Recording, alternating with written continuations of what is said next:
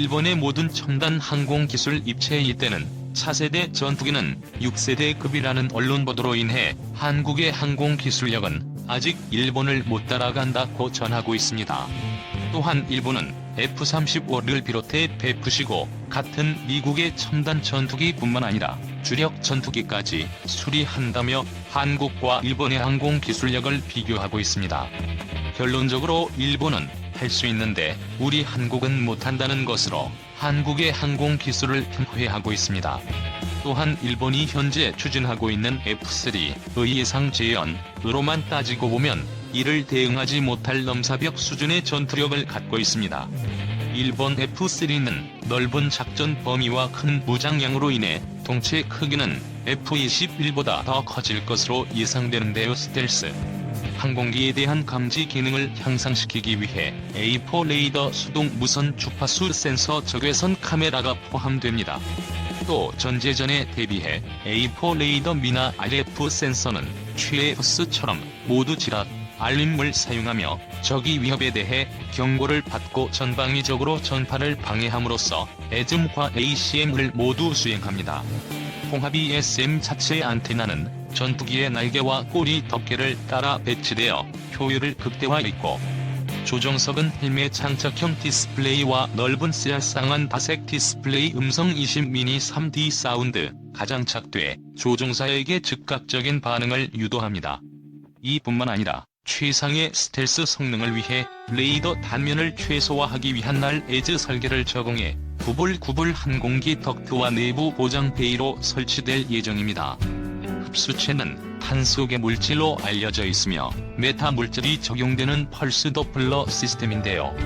F-3에 탑재된 전파 발사 지역이 술의 일부러 레이더 방출을 피하기 위해 수동 감지 사용을 극대화합니다. 또한 센서 프로그램은 레이더 방출 중 카운터 감지 가능성을 줄이는 방식으로 작동하는데 F-3는 플라즈마 스텔스 안테나 기술 사용하여 전파를 편향시킵니다. 플라즈마가 활성된 동안에도 안테나는 통신을 송수신할 수 있습니다. 엔진은 2개 XF9 넌 엔진으로 구동되는데 이 엔진의 출력은 11톤이며 최대 추진력은 15톤입니다. XLF9은 1800도씨에서 높은 연소 온도를 갖고 있지만 여기서 주목할 만한 점은 그 힘에 비해 작은 크기입니다. 예를 들어 XF9의 엔진 흡입구는 F-처이 사용된 제네럴 일렉트릭 분리령보다 30% 작기 때문에 공간 활용 면에서도 뛰어납니다. XF9의 엔진 출력은 180카테이며 이 엔진 모드에서 360kW의 출력을 생성하기 때문에 레이저 무기 도장착이 가능해집니다. 또 스탠스 기능을 향상시킬 수 있는 노즐 엔진의 추력 벡터 노즐은 모든 원주 방향으로 추억을 최대 20도까지 편향시킬 수 있는 것이 특징인데, 이로 인해 현전 전투기 가기동하지 못하는 구천의 능력을 보유하게 됩니다. 현재 일본은 FX와 함께 작동할 수 있는 무인 전투 항공기를 도입할 계획으로 알려져 있기 때문에 들은 프로그램은 크라토스 XQ-50 8발 필리 또는 보잉 공군 팀 시스템 프로젝트와 유사하기 때문에 최대의 공격력이 예상됩니다. 들어 오는 2030년대에 완전히 개발될 것으로 예상되고 있습니다. 일본 정부는 E-43를 미국과 마찬가지로 내수용 전투기로만 생각하고 있는데, 일본 정부는 FX의 5조의 150조 원을 투자할 예정으로 2첨단의 전투기를 대 이상을 생산할 예정입니다. 이로써 일본은 한국과 비교가 안 되는 항공 전투력을 보유하게 됐습니다. 미국 군사 전문지 내셔널 인터레스트 가일 번호 3배 이상 급전투기 F-3 개발 계획은 결국 포기할 수밖에 없게 될 것이라는 전망을 전했습니다. 독일 마셜 펀드 미국집 벤자민 림랜드 연구원이 내셔널 인터레스트와의 인터뷰에서 일본의 3배 이상 급전투기 개발하는 포항된 망상의 아이디어라고 진단한 것인데요. 림랜드 연구는 일본이 F-3 차세대 전투기를 독자적으로 개발할 경우와 외국 기업과 공동 개발할 경우 각각의 경우마다 맞닥뜨리게 될 현실적 관계를 조목조목 지적해 나가며 난관을 예상했는데 어느 하나 일본에 낙관적이지 않습니다. 현재 일본은 현실적 난관을 헤쳐나갈 여력이 없다는 것이 핵심인데, 이로 인해 일본의 F3 차세대 전투기 개발 계획은 결국 자철 것으로 예견하고 있습니다. 먼저 독자적으로 개발을 추진할 경우, 그리고 V12를 능가하는 성능을 표방한 F3는 최소 20조 원을 웃도는 천문학적 재정 조달과 기술적 난관을 극복할 수 있어야 합니다. 그런데 일본 군사 장비를 개발해 수출에 성공하실 적이 없어 정부로부터 보조금을 받는 것이 불가능할 것이라는 게 지배적인 의견입니다. 또한 개발을 시작하기 위해서는 일본방의 성과 재무성 설득해야 하는데, 현재 일본이 서한 경제적 전체가 정치적 여건이 녹록지 않다는 것입니다. 30여 년간 일본은 지속적인 경기 침체 악국가 부채 증폭이라는 이중 골시 들려 있습니다. 어떻게든 분위기를 반전시켜보려고 추진했다 도쿄리빙마저 그동안 쏟아부은 재정은 물거품이 되고, 기대했던 경기 고양 효과는 오히려 빛의 수렁으로 변해버렸기 때문인데요. 이런 문제로 F3 차세대 전지 개발에 필요한 추가 국방 예산을 확보하기가 불가능하다는 이야기입니다. 일반적으로 한국과의 경기가 화랑이인 지층치기인지를 알아보는 지표로 경제협력개발기구에서 발전하는 구매력 평가 지수가 있습니다. 그런데 2017년부터 대한민국 이 구매력 평가에서 일본을 앞질렀습니다. 대한민국의 PPP 기준 1인당 국내 총생산은 2017년 기존 4만 1,001달러, 일본은 4만 827달러로 집계됐습니다. 구매력이 떨어지면 정부 입장에서는 세수 확보가 줄고 방위비 해선 또한 큰 폭으로 증액할 수 없게 됩니다. 실제로 2010년 대한민국의 국방 예산은 2019년 46.7조 원에서 50조 1,527억 원으로 눌렀습니다. 일본은 53조 원에서 60조 원으로 외형상으로는 대한민국을 앞지르는 것처럼 보입니다. 그러나 일본은 높은 인건비를 제외하더라도 전력 유지비 강의력 개선 비만 약 3조엔으로 우리나라의 28조 원과 맞먹습니다. 여기에 인건비를 포함하면 이 금액은 더 높아집니다.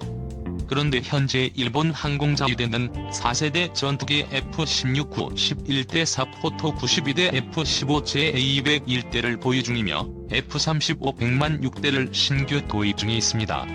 트럼프에게 추가로 강매당한 F-35 P-5대와 주일미군 공군이 F-15E의 3채택한 작전 모델을 내서 F-3 수보를 보완한다는 계획으로 다음 8대 F-15J를 업그레이드하는 데만 천문학적인 국방비 지출이 예정되어 있습니다. 대한민국도 일부 그런 영향을 받고는 있지만 일본과는 사정이 다른데요. 특히나 일본은 주일 미군의 소요에 따라 방위력 증강이 진행됩니다. 즉 주일 미군 이집으로 레알방 이렇게 선미 부담을 일부 정부 부담으로 구매하게 하고 업그레이드를 진행해 비용을 전가하는 것인데, 이 말은 일본이 국방비 지불 여력이 있겠다 싶으면 미국은 무슨 구실을 들어서라도 일본 정부를 압박해 9일 미군에 유리한 방향으로 예산 집행을 유도해왔다는 것입니다. 일본 정부 입장에서는 국민들에게 자위력 증강이는 홍보 효과와 무기도 이 과정에서 미의 영향력 증대를 꾀할 수 있다는 세법에서 순응하고 있기 때문에 결론적으로 일본의 방위력 증강은 미미한 상황입니다.